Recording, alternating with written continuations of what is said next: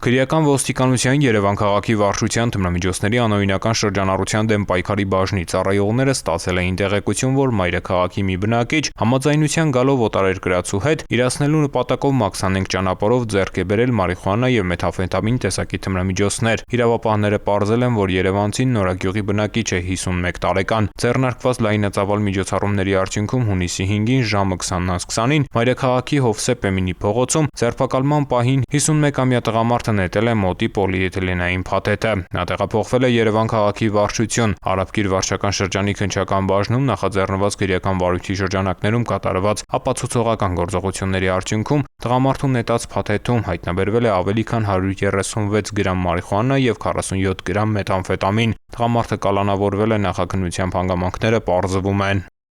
Ծանուցում ենթադրյալ հանցանքի մեջ կասկածվողը կամ մեղադրվողը համարվում է անմեղ, քանի դեռ նրա մեղավորությունը ապացուցված չէ Հայաստանի Հանրապետության քրեական դատավարության օրենսգրքով սահմանված կարգով՝ դատարանի օրինական ուժի մեջ մտած դատավճռով։